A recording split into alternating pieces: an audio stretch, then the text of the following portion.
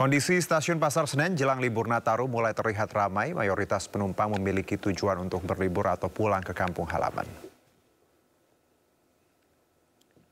Jelang libur Nataru 2025, stasiun Pasar Senen terpantau ramai calon penumpang. Terdapat lebih dari 400.000 tiket yang disediakan PT KAI dari jumlah total 750.000 tiket untuk para penumpang di masa libur Nataru. PT KAI Daop 1 Jakarta juga menyiapkan penambahan operasional berupa 17 kereta api dan 306 perjalanan untuk mengantisipasi lonjakan penumpang.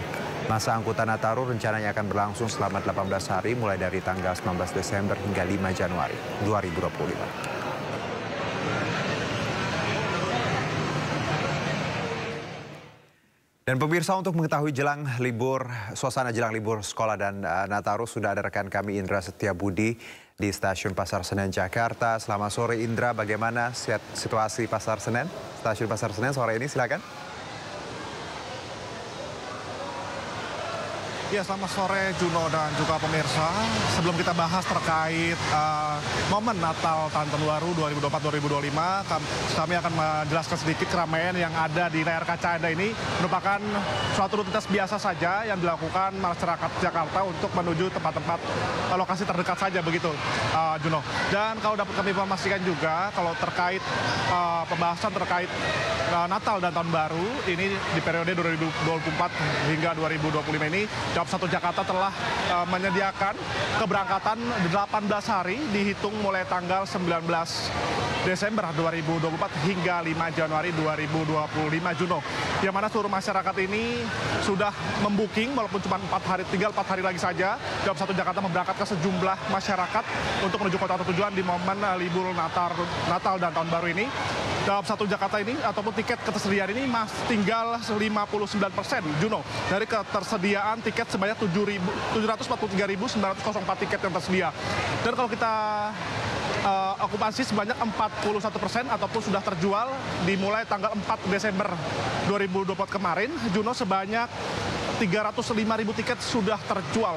Yang mana ini antusias masyarakat terus meningkat mengingat ketersediaan tiket ini lumayan terbatas. Namun tadi kami juga sempat berbicara dengan Daop 1 Jakarta ini, tidak ada yang kehabisan tiket. Daop 1 Jakarta akan menyediakan banyak tiket untuk masyarakat untuk melakukan kegiatan pulang kampung di momen libur Nataru 2024-2025. Dan dapat kami informasikan juga terkait arus menuju ataupun animo masyarakat ini nantinya mulai rame di tanggal 24 Desember 2024 ini. Seluruh masyarakat Jakarta akan melakukan berpergian begitu, Juno, untuk menuju kota tujuan di Pulau Jawa. Dan kalau dapat kami informasikan juga terkait kota tujuan yang menjadi favorit bagi masyarakat Jakarta dan sekitar ini, yakni di Lempuyangan, Yogyakarta, Kutoarjo, Pasar Turi, Surabaya, dan Bandung dan sekitarnya, Juno.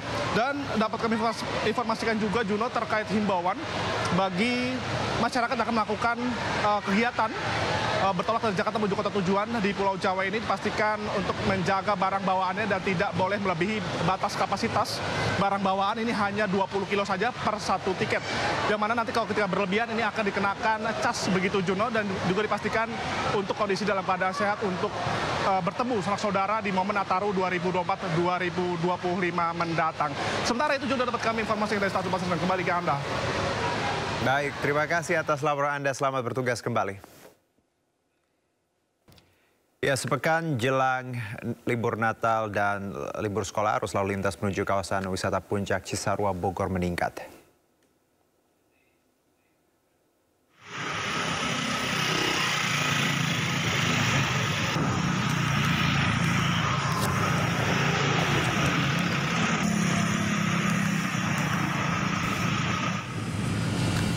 Ya, pemirsa, kita ke Pelabuhan Merak terlebih dahulu. Jelang liburan sekolah dan Nataru 2025, calon penumpang yang akan menyeberang ke Pulau Sumatera melalui Pelabuhan Merak perlu melakukan reservasi pembelian tiket pada seluruh calon pengguna yang berencana menyeberang selama periode Nataru untuk mendapatkan tiket sehari sebelum melakukan pemberangkatan. Hal itu dilakukan guna mengantisipasi terjadinya antrean penumpang maupun kendaraan.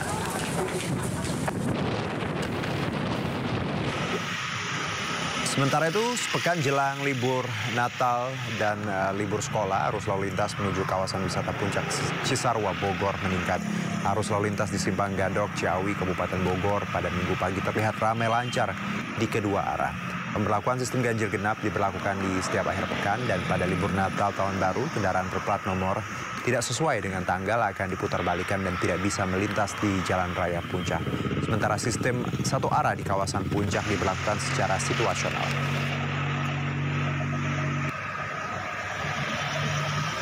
Sementara itu jelang masa libur sekolah dan Natal Tahun Baru, penumpang kereta cepat Wush di Stasiun Halim Perdana Kusuma, Jakarta meningkat. Lebih dari 20.000 penumpang menggunakan kereta cepat di akhir pekan ini.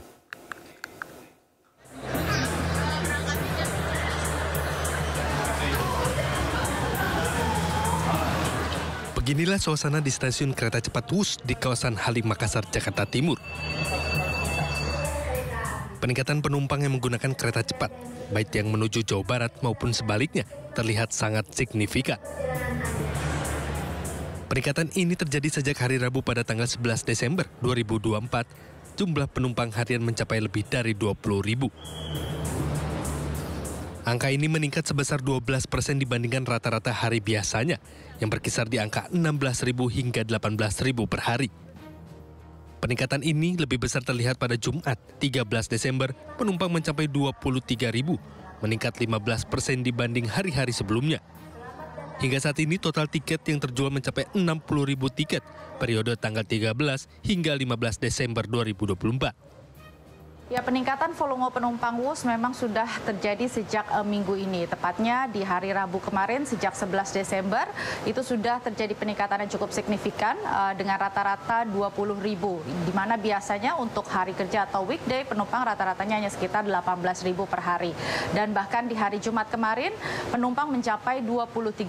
Bisa dikatakan peningkatan terjadi sekitar 15% jika dibandingkan pada hari biasa. Karena memang saat ini sudah mulai memasuki masa libur sekolah dan juga akan berlanjut nanti ke masa libur Natal dan Tahun Baru.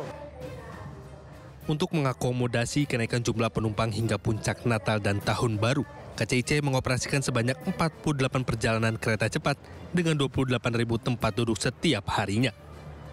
Dari Jakarta, Rio Manik, iNews melaporkan. Jelang libur panjang Natal dan Tahun Baru, PT KAI Daob 2 Bandung memperbaiki dan merawat rel kereta api di sepanjang jalur wilayah Daob 2 Bandung. PT KAI ingin pastikan keamanan bagi para penumpang yang hendak berlibur menggunakan kereta api.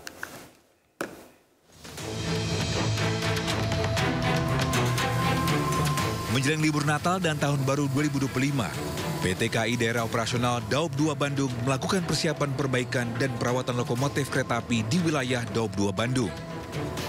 Tak hanya itu, perawatan rel kereta api di sepanjang perlintasan kereta api juga dilakukan. Persiapan tersebut diantaranya pengukuran lintas rel hingga pengecekan bantalan rel kereta api sepanjang 410 km. Selain itu, pihak Daob 2 Bandung juga menyiagakan 92 petugas pengawas khusus di 88 titik rawan bencana, seperti titik longsor, titik banjir, dan jembatan rawan. Petugas tersebut akan disiagakan selama 24 jam untuk mengawasi jalur yang dilalui para penumpang saat libur Nataru menggunakan jasa transportasi kereta api. Semua harus layak dan handal beroperasi selama 24 jam melayani perjalanan kereta api penumpang dan kereta api barang. Nah, sebelum lokomotif dioperasikan, di depo lokomotif ini dilakukan perawatan dan pemeriksaan. PT KAI Daob 2 Bandung juga memastikan 100% perjalanan libur Nataru di tahun ini dipastikan aman bagi para pengguna jasa transportasi kereta api. Dari Bandung, Jawa Barat, Ervan David, iNews melaporkan. Pemerintah Indonesia mengkonfirmasi 5 orang sisa narapidana kasus Bali 9 telah dipulangkan dari Bali ke Australia Minggu pagi tadi. Berdasarkan keterangan dari Kemenko Kumham IMIPAS, kelima narapidana telah mendarat di Darwin, Australia sekitar pukul 14.42 waktu Darwin atau sekitar pukul 1 siang waktu Indonesia bagian tengah. Penyerahan oleh pemerintah Indonesia ini dilakukan di VIV 2, Gedung Swarawati, Bandara Igusti Ngurah Rai, Bali dengan didampingi pejabat pihak Australia dan beberapa perwakilan dari Kedubes Australia.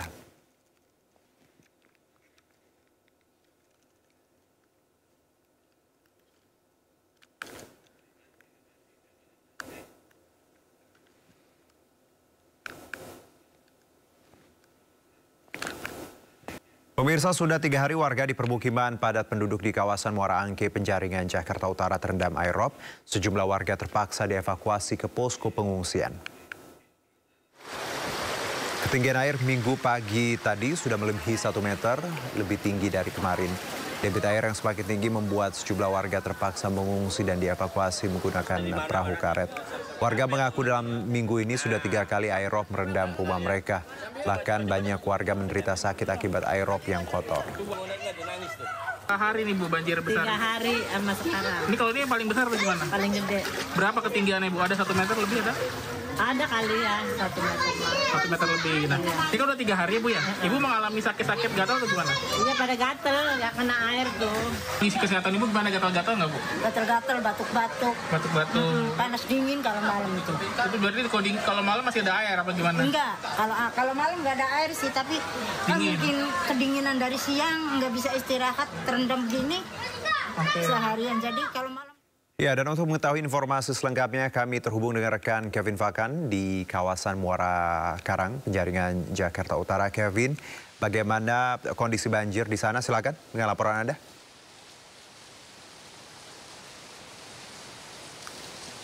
Ya, selamat sore Juno dan pemirsa. Situasi terkini di Jalan Karangayu, Pluit, Jakarta Utara, tepatnya di Mall Baywalk di Jakarta Utara ini masih terendam banjirop atau disebabkan karena adanya pasang air laut.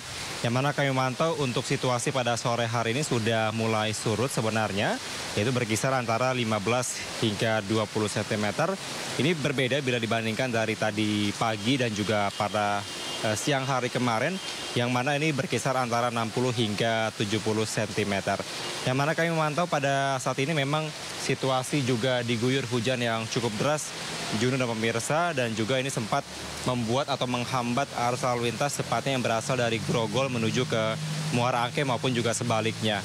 Namun kami memantau pada saat ini bahwa pihak dari petugas keamanan tepatnya yang berada di sekitar perkantoran maupun juga dari Mall Baywalk ini terus melakukan atau membantu para pengendara ketika mereka melintas, karena memang tidak sedikit kami melihat bahwa terutama pengendara motor ini harus mengalami mati mesin begitu di tengah banjirop ini, dan juga harus mendorong motor mereka agar bisa melintas atau melewati di jalan ini. Dan juga tadi kami melihat bahwa para pengendara dan juga warga sekitar begitu juga kesulitan untuk bisa melewati jalan yang ada di belakang saya saat ini.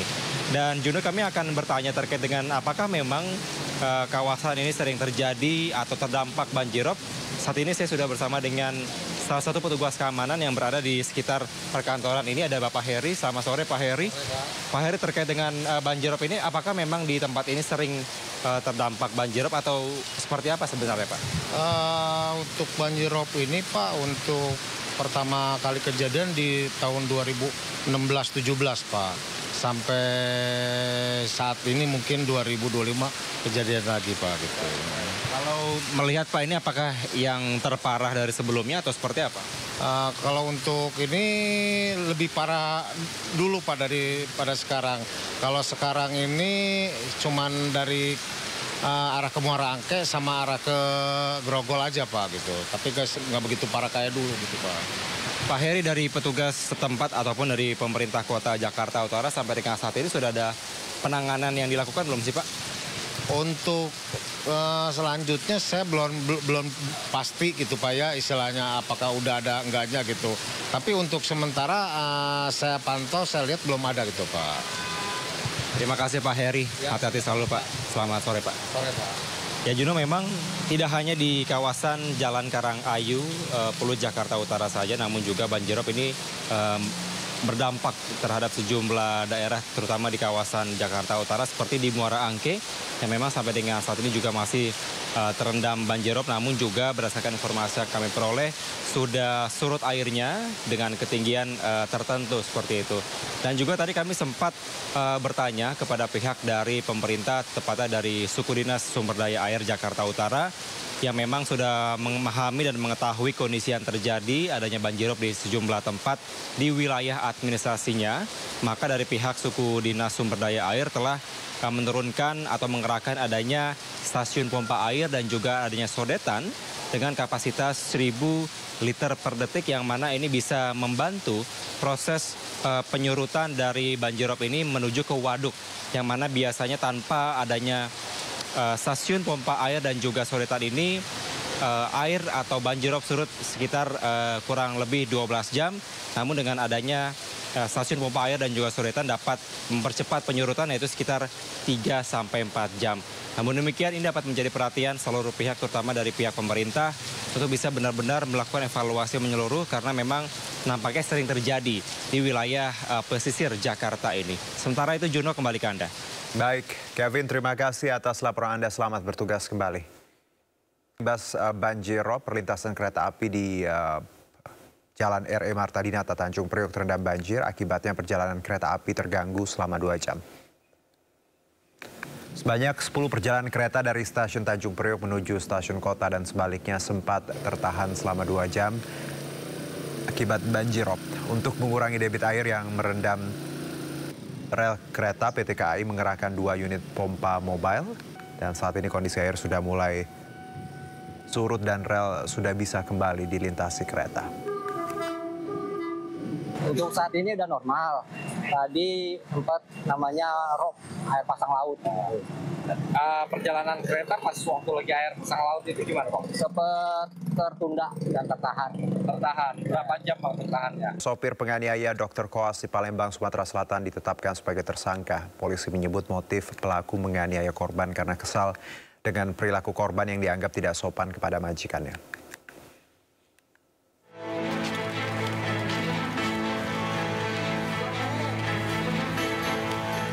Direktorat Reserse Kriminal Umum Polda Sumatera Selatan menetapkan Fadila alias Datuk sebagai tersangka penganiayaan terhadap Lutfi, seorang dokter koas Rumah Sakit Siti Fatimah, Palembang.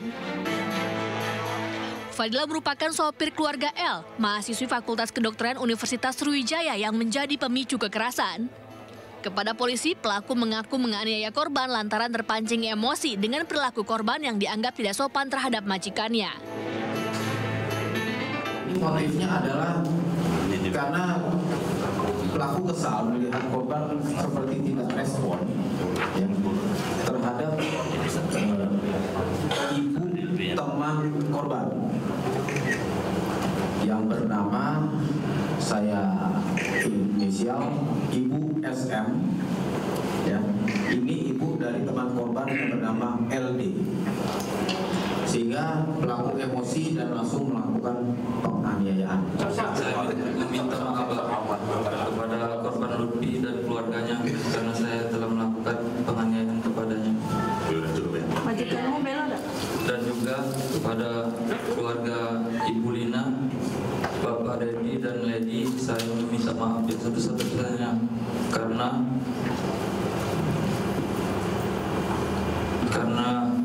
masalah ini mereka terkena imbasnya dari perbuatan saya, Pak.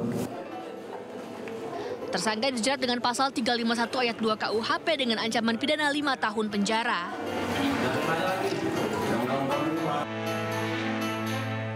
Sebelumnya viral penganiayaan terhadap dokter koas bernama Lutfi beredar di media sosial dan menjadi perbincangan masyarakat. Diduga pemukulan dipicu adanya perselisihan mengenai jadwal piket akhir tahun di Rumah Sakit Siti Fatimah antara Lutfi dengan rekannya sebagai dokter koas. Akibat peristiwa ini, korban bernama Lutfi dirawat di Rumah Sakit Bayangkara, Palembang karena mengalami luka di bagian gigi dan muka. Tim Liputan, iNews melaporkan.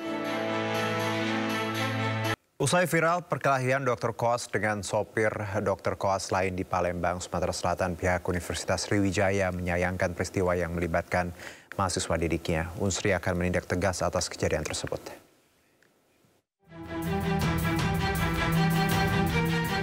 Dekan Fakultas Kedokteran Universitas Sriwijaya, Dr. Sarif Hussein, menyayangkan perkelahian antara dua pria yang salah satu di antaranya merupakan dokter koas yang terjadi di toko kue di Jalan Demang Lebar Daun, Palembang, Sumatera Selatan.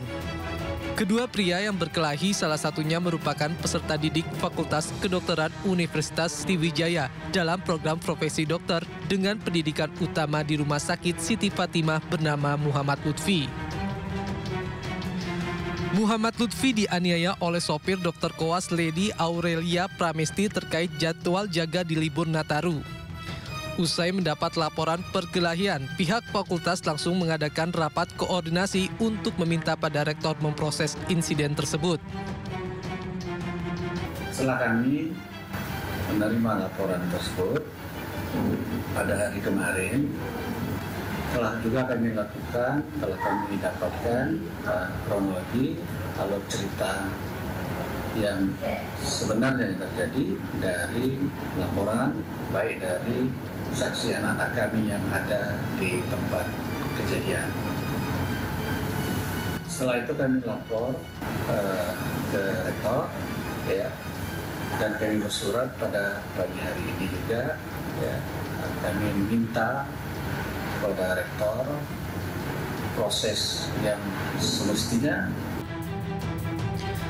Sementara Divisi Humas Rumah Sakit Siti Fatimah menjelaskan jika perkelahian terjadi saat kedua dokter koas tersebut berada di luar jam tugas. Jadi memang kita membenarkan bahwa kita menjadi lahan saat ini, menjadi lahan praktek mereka profesi dokter atas kedua mahasiswa tersebut, koas tersebut. Tetapi untuk masalah kejadian tersebut itu di luar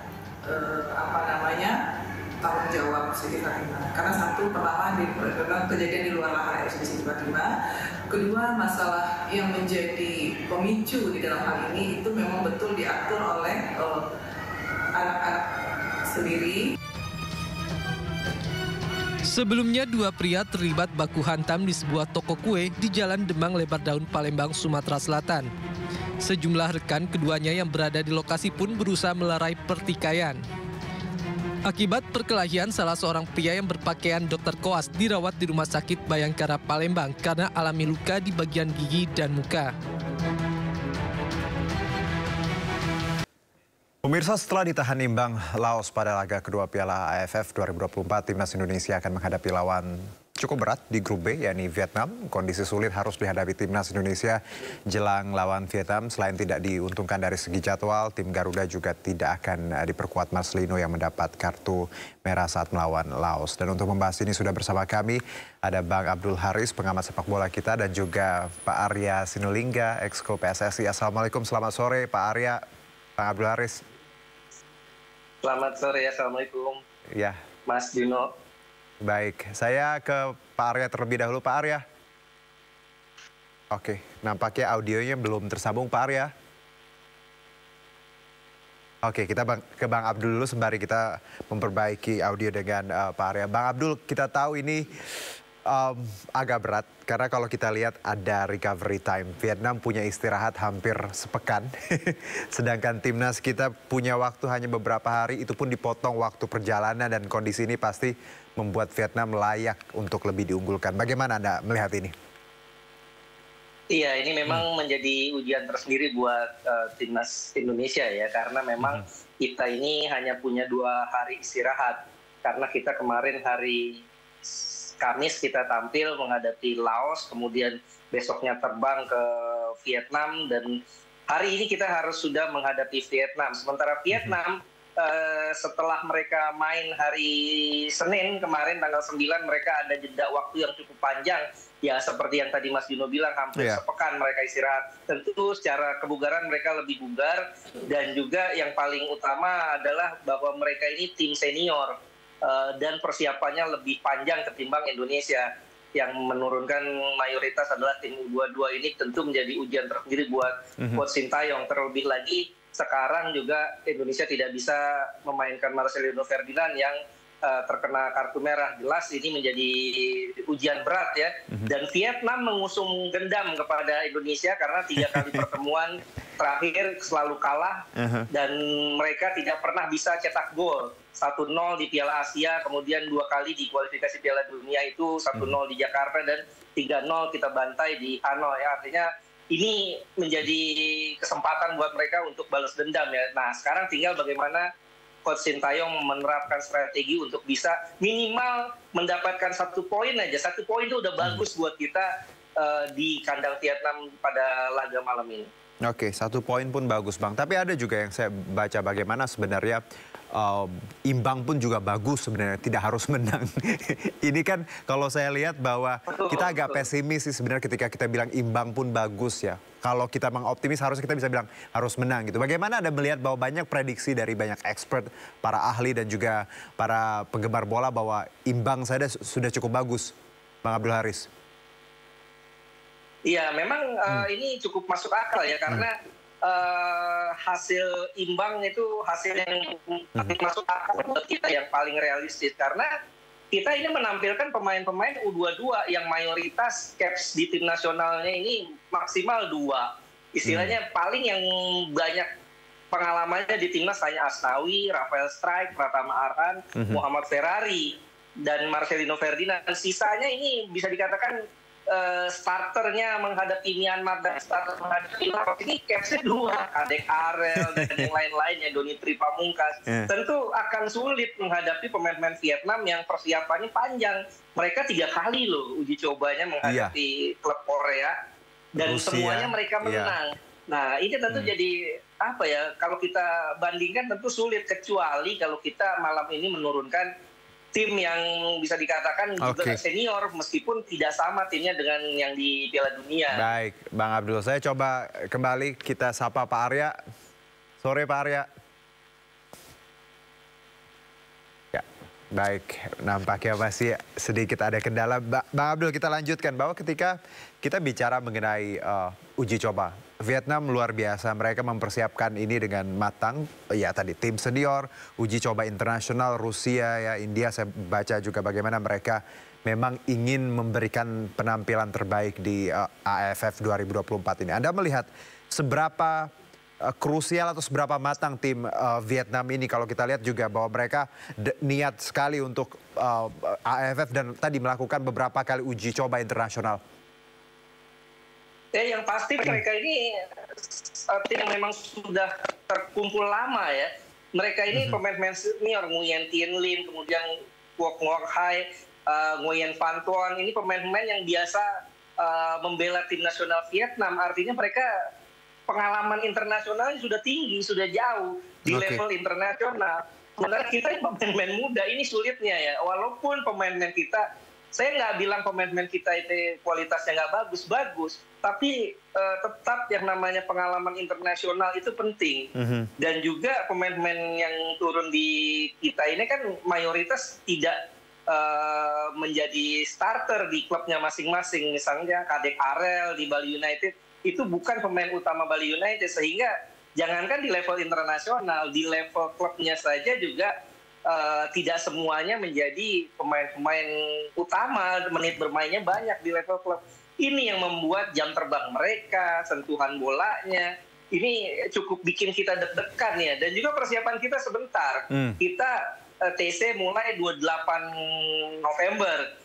Kemudian tanggal 9 kita sudah bertanding ya. Sempat memang kita sekali uji coba lawan Bali United, tapi ya hanya sekali.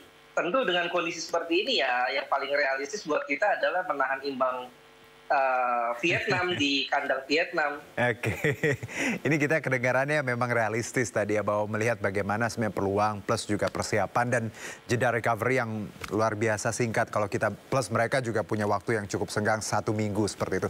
Kalau saya langsung ke Pak Arya. Pak Arya, sore Pak. Suara saya jelas Pak? Sore. Oke Pak Arya, terima kasih sudah bergabung. Pak, tadi saya sudah bertanya dengan Bang Abdul bahwa kita lihat bahwa bagaimana komposisi tim plus recovery time yang memang kita sangat padat Pak, sangat sedikit. Sementara Vietnam punya waktu 1 minggu untuk mempersiapkan. Bagaimana PSSI melihat formulasi nanti malam Pak? Ya kita harus realistis ya terhadap kondisi yang ada. Jadi dengan pemain-pemain yang ada kita harus realistis. Ini kan pemain-pemain muda juga. Ya sebenarnya kita kemarin berharap ketika lawan Laos itu dapat poin plus 3 poin gitu. Baik. Apalagi Laos kan pemainnya masih muda. Jadi harusnya kan itu kombinasi ya. Jadi udah menang lawan Myanmar, kita berharap menang lawan Laos, seri lawan Vietnam, menang lawan Filipina. Itu lolos grup tuh. Betul. Nah, jadi udah kita perkirakan seperti itu dengan kombinasi yang ada. Apalagi kalau tadinya kita menang lawan Laos, itu pasti Vietnam lebih tertekan tuh kondisinya tuh. Tapi karena kita seri lawan Laos, maka Vietnam pasti lebih peluang lebih besar gitu. Ya, jadi memang bisa dibilang bahwa kita harus realistis dengan yang ada. Kita kemarin sayang kehilangan 3 poin lawan Laos, yang notabene itu di bawah kita semua itu. Baik dari sisi ranking, pemainnya juga masih muda-muda. Dari segi kualitas pemain kita juga, kalau lihat bayaran itu kan lebih tinggi kita, 2 kali lipat daripada Laos. Jadi sebenarnya peluang kita harusnya besar kemarin menang. Cuma nggak dapatnya seri. Baik. Jadi ini memang berat lawan Vietnam. Jadi ya kita berharap yang terbaik yang dilakukan oleh teman-teman gitu. Dan tadi ini memang sesuatu yang ini ya, Vietnam diuntungkan. Tapi nantinya kita harusnya, kemarin tuh berpikirnya kita juga diuntungkan nanti lawan Filipina. Kita panjang juga itu. Panjang waktu kita untuk recovery lawan Filipina. Jadi sebenarnya kombinasi-kombinasi ini bisa kita, strateginya kan nggak boleh lihat satu pertandingan ya. Kita harus lihat semuanya gitu. Jadi seperti itu yang terjadi, Mas. Oke, endurance tadi Pak ya, bahwa kita melihat bahwa sebenarnya ya lagi-lagi kan memang semuanya bola itu bundar dan kita punya persiapan, tapi ya rezeki beda-beda. Nah, tapi sebelum kita lanjutkan Pak Arya dan juga Bang Abdul, bahwa kita bicara prediksi ini, timnas Indonesia kita tahu akan melawan Vietnam dan tanpa kehadiran Marcelino Ferdinand, dan berikut prediksi formasi kedua tim.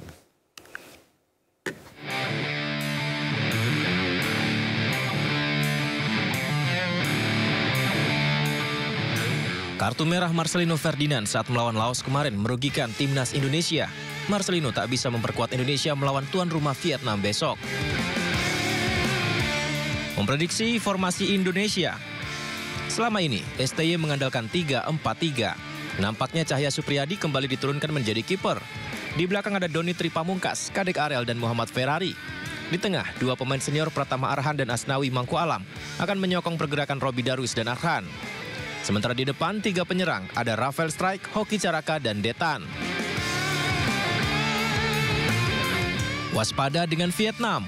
Diprediksi Golden Stars akan menerapkan strategi menyerang total dengan 3-4-3. Kiper Din Tri Nguyen. Di belakang Te Bui, TC Nguyen, DM Do.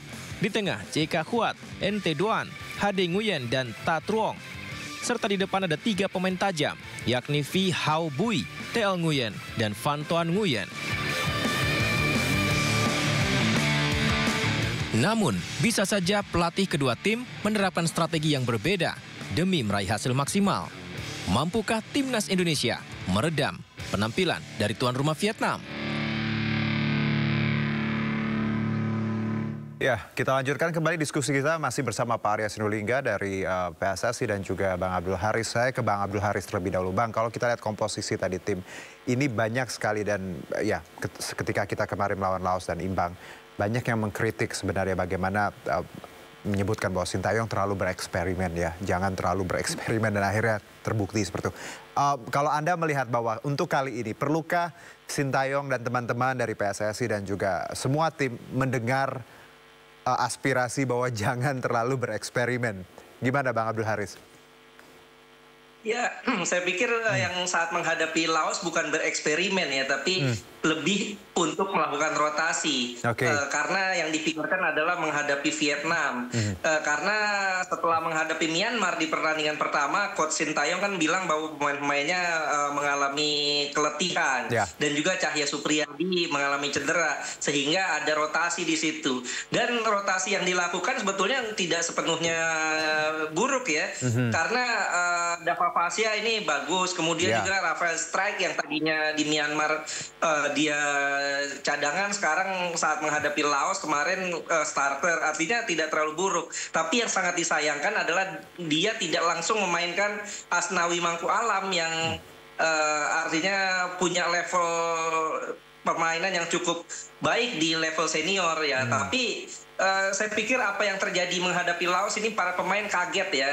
Pemain-pemain kita kaget karena Laos ini kan nggak sepenuhnya pemain muda. Mereka kombinasi antara pemain muda dan juga pemain-pemain senior. Sehingga saat 1-0 kita balasnya buru-buru, kemudian saat sudah imbang 2-2, harusnya pemain-pemain kita saat itu lebih tenang, tidak terbawa permainan cepatnya Laos, sehingga ya karena kita terbawa plus lagi kartu merahnya Marcelino Ferdinand, sehingga ya kita harus akui bahwa ini pertama kalinya Laos membobol gawang Indonesia 3 kali sejak tahun 1961, dan ini juga pertama kalinya ya sejak terakhir tahun 2012 Laos bisa mengimbangi Indonesia.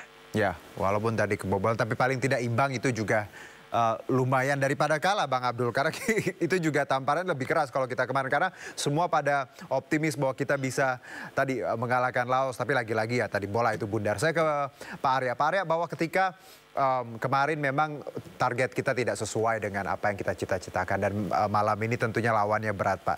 Apakah teman-teman dari PSSI melihat bahwa nanti juga kita, Pak Arya menyebutkan kan di awal bahwa kita harus realistis, imbang pun sebenarnya juga itu menang. Kalau dari Anda sendiri Pak, bagaimana Anda melihat bahwa masyarakat pun cukup realistis, karena mereka menyebut bahwa malam nanti imbang pun juga harusnya ya juga cukup bagus, Pak Arya? Iya, itu yang kita bilang, bahwa nggak boleh main-main. Oke. Ya, kami tegas di PSSI, tegas ya. Dan mengevaluasi kami sendiri. Ini nggak boleh main-main gitu. Tadi dikatakan bahwa ini eksperimen. Kami katakan ini terlalu banyak eksperimen. Oke. Tegas itu. Karena apa? Arhan main kiri kanan, bukan di posisi dia. Chemistry kan belum terbangun nih. Harusnya di posisi yang sebenarnya aja. Baru kita udah punya komposisi pemain yang baik sebenarnya di babak kedua Myanmar. Harusnya itu ditampilkan. Oke. Kalau mau berubah-ubah, nanti kalau kita udah cetak gol banyak. Oke. Harusnya Asnawi datang tuh udah main sejak babak pertama. Oke. Baik. Kalau dia udah mimpin panjang, udah banyak gitu ya, baru tuh dia babak keduanya diistirahatkan. Itu nggak apa-apa. Gitu. Jadi sebenarnya ini enggak. Ini sama seperti kejadian kayak Cina ini, persis. Oke. Mirip nih kayak Cina ini. Oke. Ya, jadi dan kita lihat backnya kan yang ngegolin back semua nih. Iya. Belakang semua nih yang golin 2 kali pertandingan nih. Nah, berarti kan kita kemarin ketika pengambilan komposisi pemain kita gini, kami PSSI itu menyediakan pemain. Silakan diambil gitu. Tapi kita sangat menghargai dan menghormati pelatih. Baik. Silakan. Kami bahkan ada Sananta misalnya, ada Jens Reven misalnya, yang udah teruji di AFF. Jens Reven kan kita proses naturalisasi juga. Gitu. Itu bisa dipakai gitu, dan terbukti juga oke gitu, sebagai striker. Gitu. Baik Pak. Jadi sebenarnya, tapi nggak apa-apa. Ya, ini mudah-mudahan memicu pelatih lebih wise gitu ya dalam ya kita nggak boleh gini loh, kita harus fair kan. Kalau tadi lawan Vietnam kita fair juga, sadar gitu. Tapi kalau Laos ini loh, sayang kita posisi bisa menang harusnya. Akhirnya bayang kita 10 aja kita bisa ngejar dari 2-3 jadi 3 sama gitu. Itu kan jelas itu posisinya memang oke gitu. Buat kita bagus gitu. Baik dan Pak mereka Arya. punya semangat dan bagus nih. Nah, kita dapat poin ya. Ya, untuk Vietnam kita realistis dan pasti akan banyak ini ya, yang mana yang tersegar, mana yang tersehat, mana yang paling siap itu yang akan main hari ini. Kita yakin itu. Oke. Baik, pertimbangan tadi ya Pak, kondisi fit itu juga akan jadi poin plus nanti untuk bertanding malam ini. Karena kita tahu tadi kita cuma punya waktu 2 hari, dan plus menarik Pak Arya pun juga mengamini bahwa memang ada eksperimen kemarin yang ya cukup disesalkan. Tapi nggak apa-apa, itu pelajaran tadi mengenjot untuk nantinya evaluasi nanti malam. Satu mungkin saya ke Bang Abdul sedikit. Bang Abdul, bahwa kita singkat Bang, kita bicara permainan terbuka yang ditampilkan beberapa kali ya melawan Myanmar dan Laos. Apakah malam ini kita perlu merubah itu? Any suggestion, idea?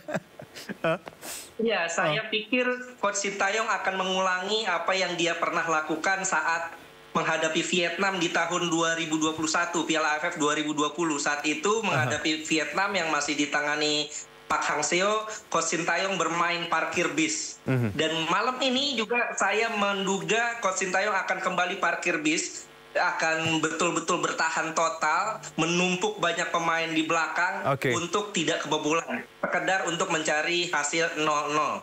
Oke, jadi tidak akan terburu-buru ya. Jadi tadi parkir bis menumpuk di belakang ya, Bang Abdullah. Kira-kira mungkin itu ya perkiraan kita. Nah, tapi sebelum kita lanjutkan sedikit lagi, kita bicara mengenai klasemen ini. Pemirsa, Timnas Indonesia mendapat tambahan 1 poin pasca hasil imbang dari Laos kemarin, dan atas hasil ini Indonesia memuncaki klasemen sementara grup B Asian Cup 2024 dengan 4 poin.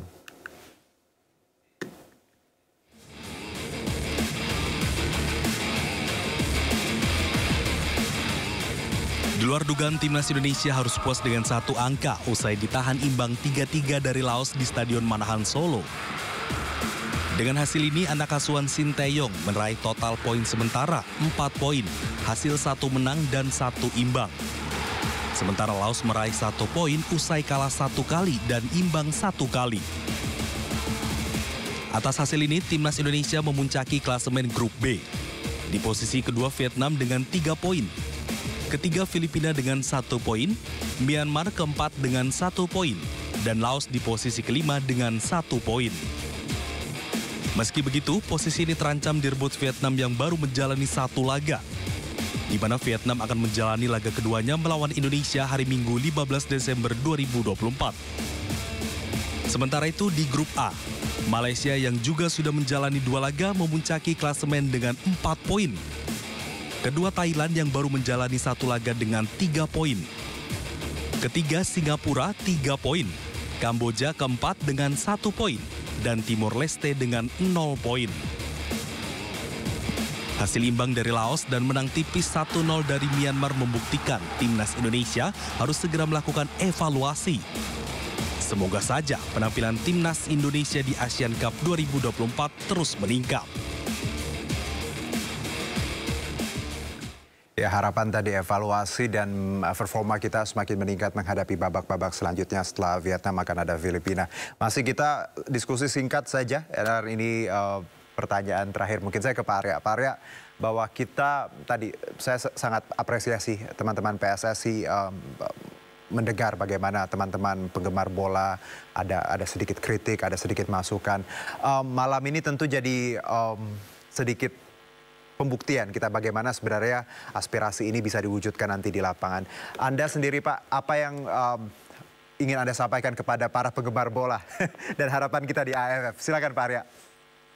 Nah, yang seperti tadi ya, bahwa kami siap menerima kritik dari manapun dan kami harus akui itu gitu. Nggak boleh juga kami berlindung dari enggak ini karena kita itu pilihan-pilihan udah kita ambil bersama-sama. Pemain muda udah kita ambil itu keputusan bersama-sama. Di tanggung jawabnya PSSI juga untuk ngambil itu gitu ya. Dan apapun yang diambil oleh pelatih kita tetap oke gitu ya. Soal kecewa ada, tapi kita tetap terima. Itu bukti bahwa kami nggak pernah intervensi terhadap keputusan pelatih mengambil pemain. Nggak pernah. Itu bukti itu. Ya, kalau nggak kan kita, kalau ada kan berarti kita nggak boleh kecewa gitu. Ya. Oke, ya kan? Nah, itu satu. Yang kedua, kita minta supporter supaya realistis. Ya, dengan kondisi pemain kita yang capek banget, dengan waktu yang sangat mepet. Ya. Pasti ini pemain-pemain yang diturunkan pun adalah pemain-pemain yang pasti segar, yang ini gitu. Jadi kita harapkan, kita doakan, kita seri udah sangat baik dengan Vietnam ini, dan kalau menang ya bagus banget gitu. Ya. Gitu sih. Oke, Pak Arya. Menarik. Nah, kalau ke Bang Abdul, singkat Bang Abdul, prediksi kira-kira berapa Bang? Iya, saya khawatir ya memprediksi di pertandingan. Ada Pak Arya loh. Tapi saya hanya berharap bahwa ini pertandingan berakhir seri aja. Oke, imbang saya aja. Saya berharap ini pertandingan berakhir seri 0-0. Oke, imbang bagus, menang lebih bagus lagi ya. Baik, Bang Abdul Haris, terima kasih Pak Arya. Makasih ya Pak atas diskusinya. Sehat-sehat semuanya. Ya, sehat-sehat. Terima kasih. Selamat sore. Terima kasih Pak Arya. Pendukung Cagup dan Cawagup Jakarta terpilih Pramono Rano menggelar acara syukuran atas kemenangan di Pilgub Jakarta. Syukuran dihadiri Pramono Anung dan Rano Karno serta tim relawan. Pasangan Pramono Rano secara simbolik memotong tumpeng sebagai tanda kemenangan pada pilkada serentak. Acara syukuran digelar di rumah bersama relawan di kawasan Menteng, Jakarta Pusat. Acara yang dihadiri ratusan pendukung juga dihadiri Ketua Tim Pemenangan Calontong serta sejumlah koordinator relawan 3-0. Sebelum menggelar syukuran, para relawan terlebih dahulu menggelar konvoi keliling Jakarta. Kemudian KPUD sudah memutuskan walaupun nunggu keputusan dari MK, tapi tidak ada gugatan. Dengan demikian, apalagi pasangan 01 maupun pasangan 02 juga sudah memberikan ucapan secara langsung, sehingga dengan demikian saya bersedia untuk ini pertama kali hadir acara syukuran. Pak, nanti kan tanggal 7 Februari akan pelantikan menjadi gubernur. Apakah dari Pak Prabowo sendiri akan mengajak tim atau mungkin dari pasangan sebelumnya untuk bisa Saya sudah berkomunikasi dengan pasangan 01-02, program-program baik yang bisa diterapkan dari mereka pasti saya akan terapkan. Kemudian juga sebelum pelantikan saya pasti segera membentuk tim transisi untuk mempersiapkan, karena 100 hari dalam pemerintahan saya apa yang menjadi janji-janji politik ketika saya keliling, saya akan coba untuk penuhi. Ya, sementara itu pasangan Ridwan Kamil Suswono telah menyatakan menerima hasil Pilkada Jakarta 2024. Pasangan Ridho juga memberi selamat kepada pasangan Pram Rano dan menitip aspirasi untuk warga Jakarta. Hal ini disampaikan usai tim Ridho batal ajukan gugatan hasil Pilkada ke MK dengan batas waktu yang telah ditentukan. Selain memberikan ucapan selamat, Ridho juga menitipkan aspirasi dari para pendukungnya kepada Pramono dan Rano. Akhirnya pasangan Ridho memutuskan untuk menerima hasil Pilkada Jakarta yang telah ditetapkan oleh KPUD. Dengan begitu kami mengucapkan selamat kepada Mas Pramono Anung dan Bang Rano Karno yang akan memimpin Jakarta di 5 tahun ke depan. Terima kasih untuk kompetisinya yang menjadi pembelajaran. Pemirsa, Ketua Majelis Pertimbangan DPP P3 Roma Hurmuzi membeberkan nama 4 kandidat yang dicalonkan sebagai Ketua Umum P3. Di antaranya Sandiaga Uno, Taci Yassin, Saifullah Yusuf, dan Dudung Abdul Rahman. Saya mendapat suara dari berbagai WhatsApp grup yang saya ikuti di internal Partai Persatuan Pembangunan. Sekurang-kurangnya sudah muncul 4 nama. Dari dalam ada Gus Yassin yang kemarin terpilih lagi menjadi Wakil Gubernur Jawa Tengah. Kemudian ada Pak Sandi Uno yang juga pernah menjadi Ketua Bapilu kita. Bahkan Pak Sandi kemarin juga sudah sempat menyampaikan yang memang tidak secara eksplisit tetapi perhatiannya secara nasional terhadap kebutuhan P3 untuk naik kembali. Dari luar yang muncul di antara kader ini ada nama Gus Saifullah Yusuf atau Gus Ipul yang tadi juga beliau langsung menelpon saya menyampaikan apa iya betul nama saya disebut karena beliau membaca berita. Saya bilang ya itu yang saya tangkap di pembicaraan WhatsApp grup kader-kader partai dan juga yang kemarin muncul di arena Bimtek. Juga nama Pak Dudung Abdul Rahman yang mantan Kasat dan beliau juga sekarang Wanhatsus Press. Setidak-tidaknya 4 nama itu.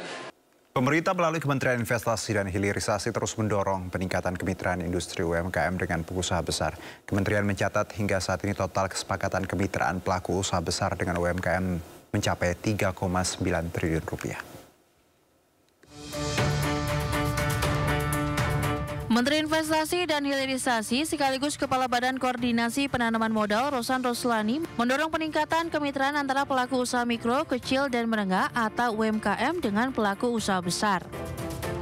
Sejak menjabat Menteri Investasi dan Hilirisasi, Rosan mencatat hingga saat ini total kemitraan antara UMKM dengan pelaku usaha besar mencapai 579 kesepakatan dengan nilai mencapai 3,9 triliun rupiah dengan melibatkan 158 usaha besar dan 389 UMKM. Untuk itu hal tersebut diharapkan investasi yang masuk di dalam negeri semakin meningkatkan peran UMKM di tanah air seiring dengan peningkatan target investasi di tahun depan. Sejak kami dilantik Kabinet Merah Putih ini, kita sudah melakukan kerjasama dengan kita sudah memfasilitasi kemitraan itu dan jumlahnya ada kurang lebih 579 kesepakatan dengan nilai 3,9 triliun rupiah yang melibatkan 158 usaha besar dan 359 UMKM. Nah, kita ke depannya kita memang tadi saya sempat sampaikan kita ingin mengadakan penyempurnaan dari kemitraan ini adalah kemitraan di segi pendidikan. Itu juga kita akan sempurnakan sehingga ini lebih long lasting lagi. Di sisi lain, peningkatan daya saing UMKM juga diharapkan meningkat, di mana hingga saat ini Menteri Investasi mencatat telah menerbitkan 11,3 juta nomor induk berusaha atau NIB yang didominasi UMKM mencapai 99%. Wakil Menteri UMKM mendukung 100% upaya kemitraan kolektif dari Kementerian Investasi dalam mendorong pelaku usaha mikro, kecil, dan menengah berdaya saing untuk naik kelas. Wakil Menteri UMKM Helvi Moraza menilai kemitraan UMKM dengan usaha besar sangat positif bagi kelangsungan usaha mikro, kecil, dan menengah, di mana jangkauan pasar industri UMKM akan semakin luas dan berkembang pesat. Untuk itu, dalam mengedepankan UMKM di tanah air, pihaknya akan memprioritaskan pelaku UMKM dengan memberikan berbagai akses kemudahan pasar dan pembiayaan. Hal ini agar para pelaku UMKM bisa berusaha dan berkontribusi bagi perekonomian daerah maupun nasional. Dalam rangka menaik kelaskan UMKM, yang pertama adalah masalah legalitas, yaitu sudah salah satunya dengan NIB. Yang kedua masalah kemitraan, karena kemitraan ini penting untuk mengangkat dan menaik kelaskan UMKM itu jelas harus ada kemitraan dengan pengusaha besar. Nah, ini yang kami berterima kasih Pak Rosan. Kemudian pesan dari Pak Rosan tadi bahwa program ini agar UMKM juga bersiap. Nah, memang kami sadari bahwa dari 63 juta ya, itu pengusaha UMKM, memang diantaranya seperti data Pak Rosan tadi banyak yang belum ber-NIB. Nah, prosesnya adalah kita mendorong usaha mikro ini untuk kita dorong ke usaha kecil. Nah, Pemirsa, Ditjen Bea Cukai memastikan akan mendorong perbaikan sistem logistik nasional dengan menggunakan pendekatan teknologi yang tepat. Saat ini Bea Cukai telah mulai menerapkan teknologi AI dalam custom clearance, proses keluarnya peti kemas di pelabuhan. Upaya pemerintah dalam mendorong efisiensi biaya logistik nasional terus dilakukan dengan berbagai cara. Salah satunya dengan memanfaatkan teknologi. Dalam musyawarah wilayah DPW Alfi Jakarta, Direktur Informasi Kepabeanan dan Cukai Ditjen Bea Cukai Rudi Rahmadi menjelaskan bahwa pihaknya terus mendorong ekosistem logistik nasional untuk lebih efisien. Untuk itu, Rudi mengajak kolaborasi kementerian lembaga bersama swasta dan akademisi dalam meningkatkan efisiensi logistik nasional. Salah satu cara yang telah dikembangkan Bea Cukai adalah melalui penggunaan teknologi. Harapannya solusi bagi sistem pelayanan logistik akan lebih cepat dan tepat. Kemudian fitur-fitur pintar seperti artificial intelligence di beberapa titik layanan penumpang dan barang juga sudah mulai kita masukkan di situ. Contohnya untuk HICO scan, itu juga sudah mulai kita tanamkan fitur-fitur pintar artificial intelligence untuk membantu petugas melokalisir atau mendeteksi barang-barang yang menjadi atensi. Nah, karena sekarang bisa dibantu oleh teknologi, harapannya prosesnya menjadi lebih cepat. Kalau lebih cepat tentunya juga akan memberikan manfaat bagi pelaku usaha. Selain itu, Kepabeanan dan Cukai DJBC juga menerapkan terobosan custom clearance dengan sistem CISA 4.0 dengan fitur artificial intelligence di beberapa titik layanan penumpang dan barang, sehingga proses clearance peti kemas melalui sistem HICO scan di pelabuhan dengan AI dapat membantu petugas custom mempercepat keluarnya peti kemas dari pelabuhan. Sebelumnya, pemerintah juga telah mendorong efisiensi dwelling time di pelabuhan melalui sistem teknologi yang dikembangkan lintas kementerian.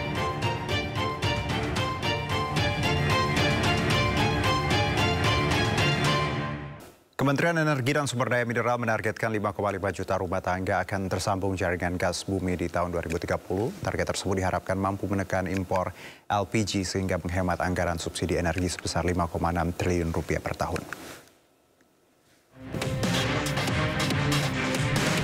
Kementerian Energi dan Sumber Daya Mineral menargetkan 5,5 juta rumah tangga akan tersambung jaringan gas bumi di tahun 2030. Wakil Menteri SDM Yuliat Tanjung mengatakan, target tersebut diharapkan mampu menekan impor LPG sebesar 550 kiloton per annum hingga menghemat anggaran subsidi energi mencapai 5,6 triliun rupiah per tahun.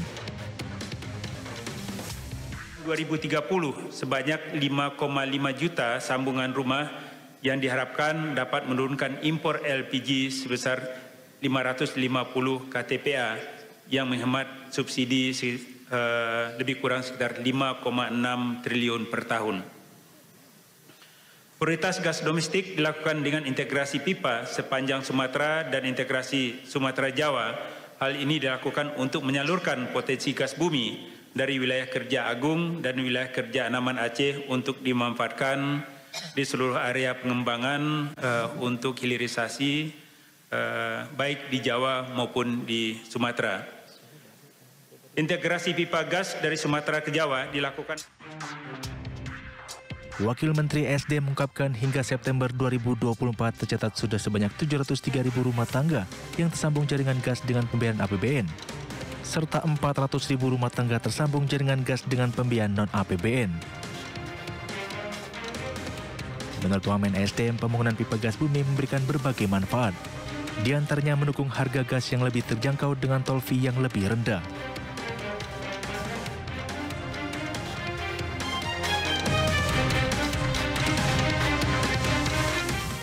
Kita kembali ke tanah air, pemirsa. Jika Anda pecinta wisata sejarah, tidak ada salahnya untuk mampir ke Kabupaten Muna, Sulawesi Tenggara. Di salah satu desa di Muna, memiliki sejumlah goa yang di dalamnya terdapat lukisan dinding dari zaman prasejarah.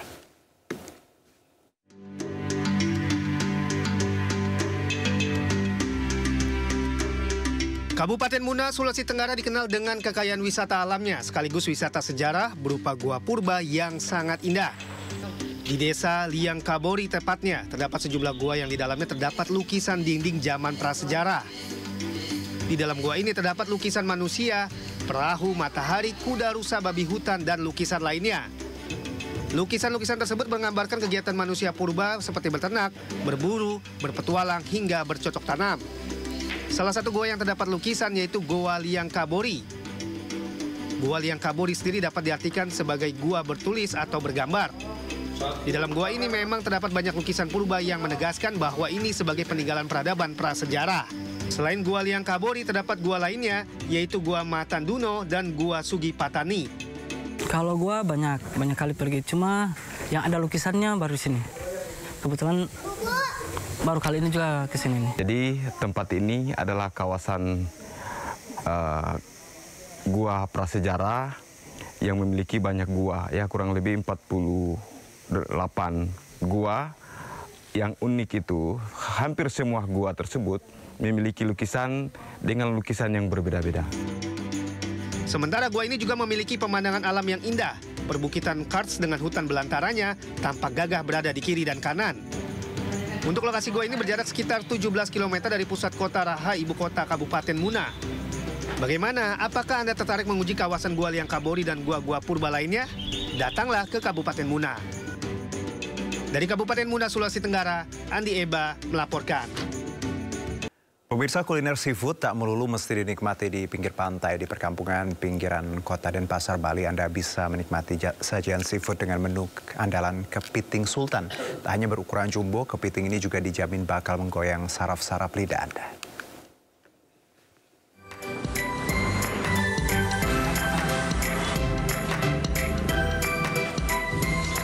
Sebuah kedai sederhana di kawasan Jalan Trenggana Denpasar ini tidak pernah sepi pengunjung.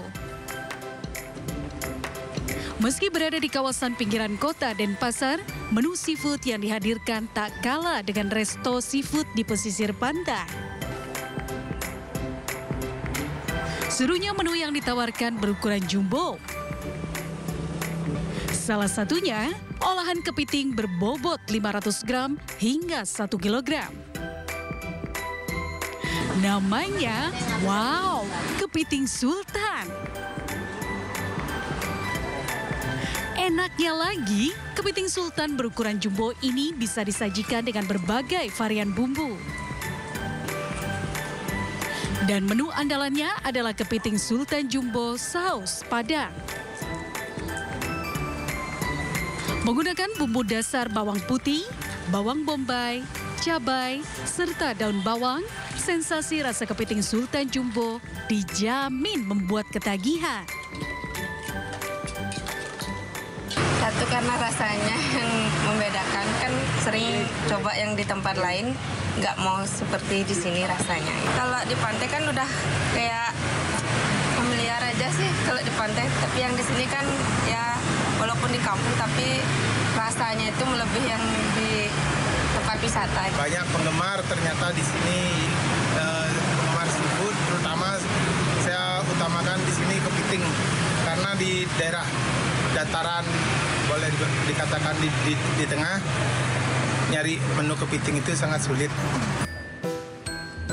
Untuk satu porsi kepiting sultan jumbo, pengunjung cukup membayar mulai dari Rp30.000 per 100 gramnya. Sudah nikmat, enak pula. Dari Denpasar, Bali, Indira Ari, iNews melaporkan.